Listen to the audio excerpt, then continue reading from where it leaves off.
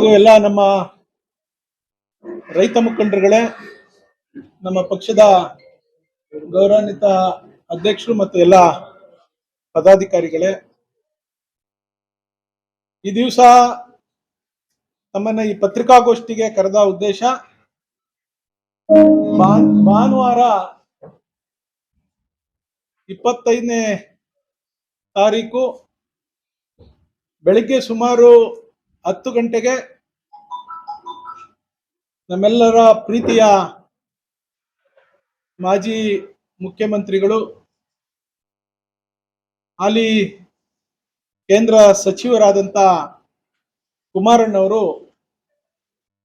ಏನಿವತ್ತು ರಾಮನಗರ ತಾಲೂಕು ಬಿಡದಿ ಹೋಬಳಿಯ ಕಂಚುಗಾರನಹಳ್ಳಿ ಮತ್ತು ಬೈರಮಂಗಲ ವ್ಯಾಪ್ತಿಯ ಸುಮಾರು 10,000 ಎಕರೆ ಭೂ ಸ್ವಾಧೀನ ಮಾಡ್ತೀವಿ ಅಂತ ಹೇಳಿ ಪ್ರಕ್ರಿಯೆಯನ್ನ ಸರ್ಕಾರ ಮಾಡ್ತಾ ಇದೆ.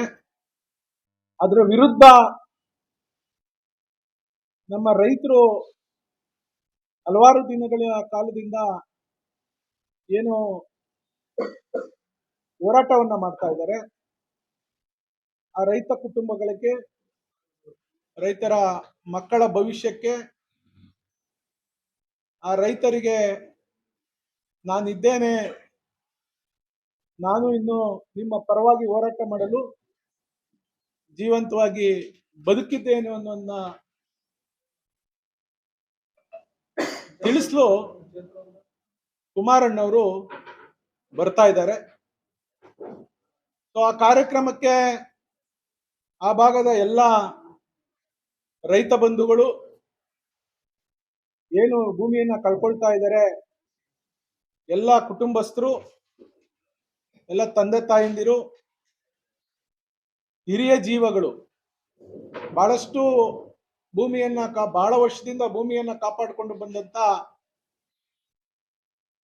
ಅಜ್ಜ ಅಜ್ಜಂದಿರು ಏನಿದ್ದಾರೆ, ಮಕ್ಕಳು ಮೊಮ್ಮಕ್ಕಳು ಏನಿದ್ದಾರೆ, ಕುಟುಂಬ ಸಮೇತರಾಗಿ ಎಲ್ಲರೂ ಬಂದು ಆ ಕಾರ್ಯಕ್ರಮವನ್ನ ಯಶಸ್ವಿ ಮಾಡಬೇಕು. ಸೊ ಅವರೆಲ್ಲ ರೈತರುಗಳು ನಮ್ಗೆ ತಿಳಿಸಿದ್ದಾರೆ, ಎಲ್ಲ ಮನೆ ಮಕ್ಕಳೆಲ್ಲ ನಾವು ಸಮೇತ ಕುಮಾರಣ್ಣವ್ರ ಕಾರ್ಯಕ್ರಮಕ್ಕೆ ಬಂದು ನಾವು ಕೇಳ್ಕೊಳ್ತೀವಿ. ಕುಮಾರಣ್ಣವರು ಮುಂದೆ ನಮ್ಗೆ ನ್ಯಾಯವನ್ನ ಒದಗಿಸ್ಕೊಡ್ಬೇಕು ಅನ್ನುವಂಥ ನಿಟ್ಟಿನಲ್ಲಿ ನಾವು ವಿನಂತಿ ಮಾಡ್ತೀವಿ ಅಂತ. ಸೊ ಹಾಗಾಗಿ ತಮ್ಮ ಮೂಲಕ ನಾನು ರಾಮನಗರ ತಾಲೂಕಿನ ಎಲ್ಲ ರೈತ ಬಂಧುಗಳಿಗೆ, ಎಲ್ಲ ರೈತ ಸಂಘಟನೆಗಳಿಗೆ, ಹಲವಾರು ಕನ್ನಡ ಪರ ಸಂಘಟನೆಗಳು, ದಲಿತ ಸಂಘಟನೆಗಳು, ಹಲವಾರು ಹೋರಾಟಗಾರರು, ಚಿಂತಕರು ಮತ್ತು ಹಲವಾರು ನಿವೃತ್ತ ಅಧಿಕಾರಿಗಳು ನಮ್ಮ ಹೋರಾಟದಲ್ಲಿ ಏನು ಕೈ ಜೋಡಿಸಿದ್ದಾರೆ, ಹಲವಾರು ಯುವ ಸಂಘಟನೆಗಳು ಎಲ್ಲರೂ ಅವತ್ತು ನಾವು ಅಲ್ಲಿ ಸೇರೋರಿದ್ದೇವೆ. ತಾವು ಮಾಧ್ಯಮದವರು ಇದನ್ನ ಈ ಭಾಗದ ಎಲ್ಲ ಮಹಾಜನತೆಗೆ ತಿಳಿಸಿ, ತಾವು ಕೂಡ ಅವತ್ತು ಸರಿಯಾಗಿ 10 ಗಂಟೆಗೆ ಬಂದು ನಮ್ಮ ಕಾರ್ಯಕ್ರಮವನ್ನ ಯಶಸ್ವಿ ಮಾಡಬೇಕು ಅಂತೇಳಿ ಆ ಭಾಗದ ರೈತರ ಪರವಾಗಿ, ಆ ಭಾಗದ ಸಂಘಟನೆ ಪರವಾಗಿ ನಾನು ತಮ್ಮಲ್ಲಿ ವಿನಂತಿಯನ್ನ ಮಾಡ್ತಾ ಇದ್ದೇನೆ. ಇವತ್ತೇನು ಆ ಭಾಗದಲ್ಲಿ ಎಷ್ಟೇ ನಮ್ಮ ರೈತರು ಜಮೀನ್ ನಾವು ಬಿಡೋದಿಲ್ಲ, ಜಮೀನ್ ಕೊಡೋದಿಲ್ಲ, ಯೋಜನೆ ಕೈ ಬಿಡಬೇಕು ಅಂದ್ರೂ ಕೂಡ ಕವಡೆ ಕಾಸಿನ ಕಿಮ್ಮತ್ತನ್ನು ನಮ್ಮ ರೈತರಿಗೆ ಕೊಡದೇನೆ ಇವರು ಈ ಸರ್ಕಾರ, ಈ ಮಂಡ ಸರ್ಕಾರ, ನಾವು ಜಮೀನನ್ನ ಕಸ್ಕೊಳ್ತೀವಿ, ನಿಮ್ಗೆ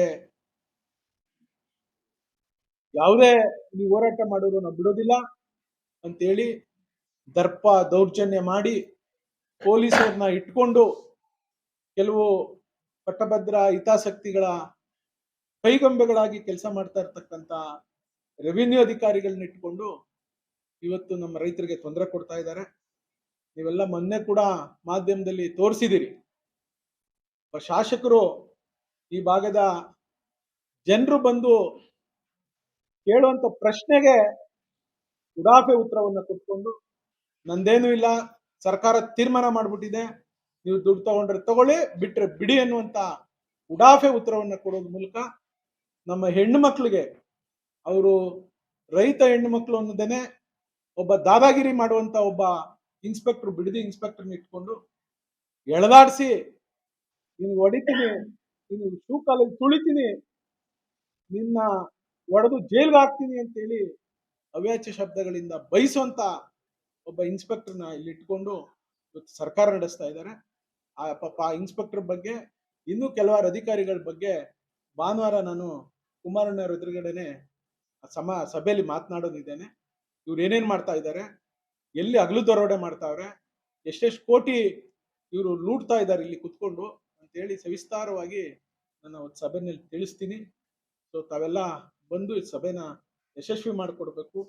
ಅದೇ ರೀತಿ ನಮ್ಮ ಪಕ್ಷದ, ನಮ್ಮ ಜಿಲ್ಲೆಯ ಎಲ್ಲ ಮುಖಂಡರುಗಳು, ಕಾರ್ಯಕರ್ತರು ಕೂಡ ಈ ನಮ್ಮ ರೈತರ ಬೆಂಬಲಕ್ಕೆ ಬರಬೇಕು. ನೀವೆಲ್ಲರೂ ಕೂಡ ಬಂದು ನಾವಿದ್ದೇವೆ ಅಂತೇಳಿ ರೈತರಿಗೆ ಆತ್ಮಸ್ಥೈರ್ಯವನ್ನ ಕೊಡುವಂತ ಕೆಲಸ ಪ್ರಾಮಾಣಿಕವಾಗಿ ಮಾಡಬೇಕು ಅಂತೇಳಿ ನಾನು ತಮ್ಮಲ್ಲಿ ವಿನಂತಿಯನ್ನ ಮಾಡ್ತಾ ಇದ್ದೇನೆ. ಅದೇ ರೀತಿ ಕುಮಾರಣ್ಣವರು ಸರಿಯಾದ ಸಮಯಕ್ಕೆ ಬರ್ತಾರೆ. ಕುಮಾರಣ್ಣ ಅಂದ್ರೆ 10 ಗಂಟೆಗೆ ಅಂದ್ರೆ 3 ಗಂಟೆಗೆ ಬರ್ತಾರೆ, 4 ಗಂಟೆಗೆ ಬರ್ತಾರೆ ಅಂತ ಯಾರು ನಮ್ಮ ರೈತರಾಗ್ಲಿ, ನಮ್ಮ ಕಾರ್ಯಕರ್ತರಾಗ್ಲಿ, ನಮ್ಮ ಮುಖಂಡರುಗಳಾಗ್ಲಿ ಯಾರು ಅಂದ್ಕೊಳ್ಳೋದು ಬೇಡ. ಅವರು 26ನೇ ತಾರೀಕು ಗಣರಾಜ್ಯೋತ್ಸವದ ಕಾರ್ಯಕ್ರಮಕ್ಕೆ ಮತ್ತೆ ಅವರು ದೆಹಲಿಗೆ ಹೋಗ್ಬೇಕಾಗಿರೋದ್ರಿಂದ ಬೆಳಗ್ಗೆ ಕಾರ್ಯಕ್ರಮ ಮುಗಿಸ್ಕೊಂಡು ಅವ್ರು ನೇರವಾಗಿ ಇಲ್ಲಿಂದಾನೆ ಬೈರ್ಮಂಗಲದಿಂದ ಏರ್ಪೋರ್ಟ್ ಹೋಗಿ ಮತ್ತೆ ದಿಲ್ಲಿಗೆ ಪ್ರವಾಸ ಮಾಡ್ತಾರೆ. ಸೊ ಹಾಗಾಗಿ ಈಗಾಗಲೇ ಅವ್ರಿಗೆ ವಿಮಾನ ಸಮಯ ಖಾತ್ರಿ ಆಗಿರೋದ್ರಿಂದ ಅದನ್ನ ಬೇಗ ಮುಗಿಸ್ಕೊಂಡು ಹೋಗೋದ್ರಿಂದ ದಯಮಾಡಿ ಕರೆಕ್ಟ್ ಸಮಯಕ್ಕೆ ಬರ್ತಾರೆ. ಹೆಚ್ಚಿನ ಸಂಖ್ಯೆಯಲ್ಲಿ ಆ ಭಾಗದ ಮುಖಂಡರುಗಳೆಲ್ಲ ತಿಳಿಸಿ ಆ ಭಾಗದಲ್ಲಿ ಜನವನ್ನ ಸೇರಿಸ್ಕೊಂಡು ಈ ಹೋರಾಟಕ್ಕೆ ನಾವು ಯಾವ ರೀತಿ ರೂಪುರೇಷೆಯನ್ನ ಮಾಡ್ಕೊಳ್ಬೇಕು ಅನ್ನೋದನ್ನ ಕುಮಾರಣ್ಣವರಲ್ಲಿ ತಿಳಿಸುವಂತ ವಿಚಾರವನ್ನ ಎಲ್ಲರೂ ಕೂಡ ಆ ಸಭೆಯಲ್ಲಿ ಇದ್ದು ಅರಿತುಕೊಳ್ಬೇಕು ಅನ್ನುವಂತ ಮಾತನ್ನು ಕೂಡ ಹೇಳ್ತಾ ಇದ್ದೇನೆ. ನಾಳೆ ನಮ್ಮ ಪಕ್ಷದ ಸಮಾವೇಶ ಕೂಡ ಹಾಸನದಲ್ಲಿದೆ. ನಾಳೆ ಅದಕ್ಕೂ ಕೂಡ ನಮ್ಮ ಜಿಲ್ಲೆಯಿಂದ ಎಲ್ಲ ಮುಖಂಡರುಗಳು ನಾವೆಲ್ಲ ಹೊರಟಿದ್ದೀವಿ. ನಾಳೆ ಆ ಕಾರ್ಯಕ್ರಮ ಮುಗಿಸ್ಕೊಂಡು ನಾಡು ಈ ಕಾರ್ಯಕ್ರಮನ ಯಶಸ್ವಿ ಮಾಡಿ ಮತ್ತೆ ಕುಮಾರಣ್ಣನ ಡೆಲ್ಲಿಗೆ ಕಳಿಸ್ಕೊಡುವಂತ ಕೆಲಸವನ್ನ ಎಲ್ಲ ಪ್ರಾಮಾಣಿಕವಾಗಿ ಮಾಡೋಣ ಅನ್ನುವಂತ ಮಾತನ್ನು ಹೇಳಿ ನಾನು ಈ ಪತ್ರಿಕಾಗೋಷ್ಠಿಗೆ ವಿರಾಮವನ್ನ ಕೊಡ್ತೀನಿ.